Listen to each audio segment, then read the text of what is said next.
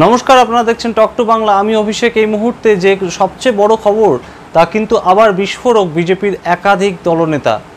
কেন, সেই কারণ বিশ্লেষণ নিয়ে অবশ্যই আসবো, কিন্তু আপনারা তার আগে যা করবেন, টক টু বাংলার ইউটিউব চ্যানেলটাকে কিন্তু অবশ্যই সাবস্ক্রাইব করুন, যাতে যে কোনো ভিডিও আমরা আপলোড করলে আপনাদের কাছে খুব তাড়াতাড়ি আমরা পৌঁছে যাই, এবং প্রত্যেকটি ভিডিও লাইক কমেন্ট শেয়ার করে ভরিয়ে দিন।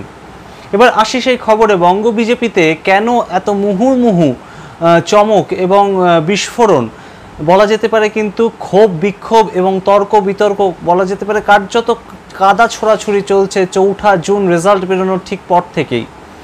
কেন এই ঘটনা, আমরা কিন্তু এখনো পর্যন্ত কার্যত খানিকটা বিস্ময়ের মধ্যেই দেখতে পাচ্ছি যে গত 4 জুনের পর থেকে বঙ্গ বিজেপির যে কার্যকলাপ তা দেখে কিন্তু আমরা বেশ খানিকটা বিস্মিত এবং অবাকই হয়েছি। তার কারণ 4 জুনের আগে পর্যন্ত কিন্তু বঙ্গ বিজেপির যারা বড় বড় নেতৃত্ব ছিলেন তাদের গলায় কিন্তু বেশ খানিকটা কনফিডেন্সের সুর আমরা শুনতে পেয়েছিলাম। প্রতি মুহূর্তে 42টার মধ্যে কখনো 30টা সিট তারা দাবি করেছিলেন, এবং সারা দেশে কিন্তু 400-র মতন সিট বা 400-র বেশি সিট তারা দাবি করেছিলেন, এবং বিভিন্ন সমীক্ষাও কিন্তু তাই বলেছিল। কিন্তু রেজাল্ট বেরোনোর পর থেকেই কিন্তু সুর পুরো বদলে যায়, এবং রেজাল্ট বেরোনোর পর থেকে কিন্তু সুর পুরো বদলে যায়, এবং বঙ্গ বিজেপিতে কার্যত ধস নামার যে ইঙ্গিত আমরা পেলাম রেজাল্টের দিক থেকে। 18টা সিট 2019-এ তারা পেয়েছিলেন সপ্তদশ লোকসভায়, দেশের সপ্তদশ লোকসভায়, কিন্তু তাও কিন্তু 18তম যে লোকসভা নির্বাচন হলো তাতে তারা ধরে রাখতে পারলেন না। আরও সিটের সংখ্যা কমলো এবং 6টি সিট কিন্তু তাদের হারাতে হলো।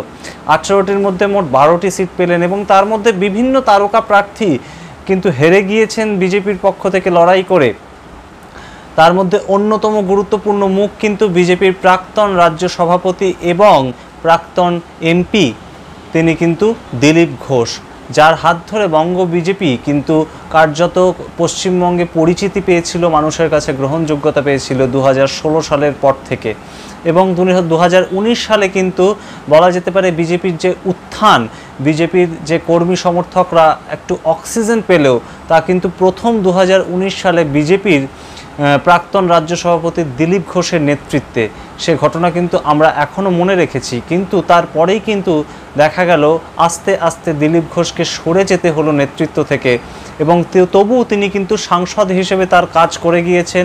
তার যে কনস্টিটিউয়েন্সি, পুরনো কনস্টিটিউয়েন্সি, সেখানে কিন্তু তিনি প্রতিনিয়ত কর্মী সমর্থকদের সঙ্গে সংগঠনের কাজ করে গিয়েছেন। কিন্তু সেই দিলীপ ঘোষকে কিন্তু ভোটের ঠিক আগে তার কিন্তু অন্য কেন্দ্র থেকে দাঁড়াতে হলো। তার যে পুরনো কনস্টিটিউয়েন্সি, চেনা কনস্টিটিউয়েন্সি, সেখানে কিন্তু তাকে আর টিকিট দেওয়া হলো না, বরঞ্চ টিকিট দেওয়া হলো তার কনস্টিটিউয়েন্সিতে অগ্নিমিত্রা পলকে। কিন্তু দেখা গেল রেজাল্টের পর অগ্নিমিত্রা পাল এবং দিলীপ ঘোষ দুজনেই কিন্তু দুটো আলাদা কনস্টিটিউয়েন্সি থেকে দাঁড়িয়ে তারা পরাজয় সম্মুখীন হলেন, এবং দিলীপ ঘোষ কিন্তু 1,37,000-এরও বেশি ভোটে হেরে গিয়েছেন, এবং অগ্নিমিত্রা পালও কিন্তু বেশ খানিকটা ভোটের ব্যবধানেই হেরে গিয়েছেন। সুতরাং কি দেখতে পেলাম আমরা, দুটো সিট বিজেপি হারালো, এবং কেন্দ্রীয় নেতৃত্বর কথা বলছেন কিন্তু বিজেপির বর্তমান যারা নেতৃত্ব, রাজ্যের যারা নেতৃত্ব, তাদের মুখে কিন্তু আমরা শুনতে পাচ্ছি যে সিট নির্বাচন করেছেন বা প্রার্থী নির্বাচন করেছেন কিন্তু কেন্দ্রীয় নেতৃত্ব, এমন কথাই কিন্তু আমরা রাজ্য নেতৃত্বের মুখে শুনতে পাচ্ছি। কিন্তু অপরদিকে কিন্তু রেজাল্ট বেরোনোর পর থেকেই দিলীপ ঘোষ, তার কিন্তু বিস্ফোরণ বলা যেতে পারে বঙ্গ রাজনীতিকে অত্যন্ত উত্তপ্ত করে রেখেছে। এবং গতকাল আমরা সেই খবর করেছিলাম, গতকাল কিন্তু দিলীপ ঘোষ তার এক্স হ্যান্ডেলে যে টুইট করেছিলেন প্রধানমন্ত্রী, প্রাক্তন প্রধানমন্ত্রী ভারতবর্ষের অটল বিহারী বাজপেয়ী, এবং বলাই বাহুল্য বিজেপি নেতা অটল বিহারী বাজপেয়ী, তার একটি কোটেশন কিন্তু অত্যন্ত তাৎপর্যপূর্ণ এবং তির্যকভাবে দিলীপ ঘোষ কাউকে খোঁচা দিয়ে করেছিলেন, তা কিন্তু অত্যন্ত দিনের আলোর মতন স্পষ্ট। এবং তারপরেই কিন্তু আজ সাংবাদিকদের দেওয়া সাক্ষাৎকারে তিনি আবার তার ক্ষোভ উগরে দিয়েছেন, এবং অত্যন্ত তাৎপর্যপূর্ণভাবে তিনি যে তির্যক মন্তব্য করেছেন যে দালাল দিয়ে পার্টি চালানো সম্ভব নয়, কোট আনকোট।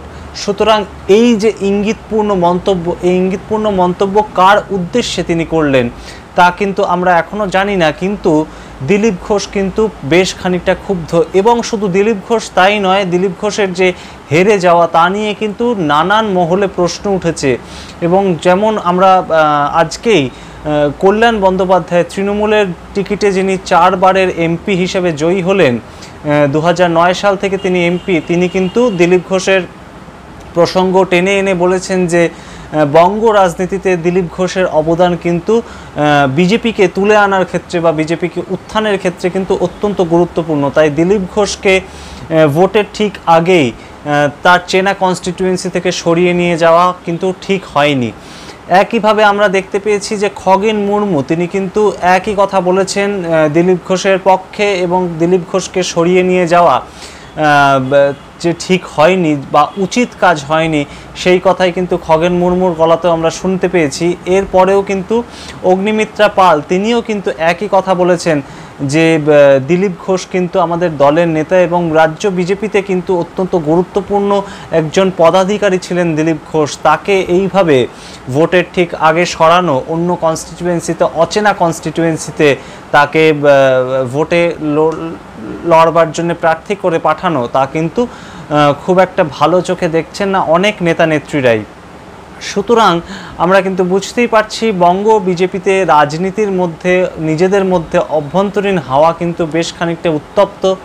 এবং এই কাদা ছোড়াছুড়ির মধ্যে অন্যদিকে সৌমিত্র খাঁ বিষ্ণুপুর থেকে জিতে যাওয়ার পর কিন্তু অন্য স্ট্র্যাটেজিতে, অন্যভাবে দলের বিরুদ্ধে ক্ষোভ উগরে দিচ্ছেন। তিনি কিন্তু এই সমস্ত বিতর্ক থেকে বেশ খানিকটা দূরে, কারণ তিনি জিতে গিয়েছেন 4 তারিখে রেজাল্ট অনুযায়ী, এবং তিনি কিন্তু এখন কেন্দ্রীয় মন্ত্রিসভায় একজন পূর্ণ মন্ত্রী হওয়ার দাবিদার হিসাবে নিজেকে রাখছেন সামনে। এবং তা না হলে কিন্তু তিনি যে বেশ খানিকটা ক্ষুব্ধ হবেন, সেই ইঙ্গিতও কিন্তু তিনি দিয়ে রেখেছেন। এখন আমাদের নজর থাকবে আগামী রোববার 9 জুন যখন প্রধানমন্ত্রী শপথ নেবেন তৃতীয়বারের জন্যে, এবং এনডিএ জোট তারা সরকার তৈরি করবে তৃতীয়বারের জন্য, তখন বাংলার থেকে কজন মন্ত্রী কেন্দ্রীয় মন্ত্রিসভায় স্থান পাচ্ছেন সেদিকে যেমন আমাদের নজর থাকবে, একইভাবে আমরা কিন্তু তাকিয়ে আছি বঙ্গ বিজেপির যে উত্তপ্ত আঁচ, সেই আঁচ কত দূর গিয়ে পৌঁছায় সেই দিকে।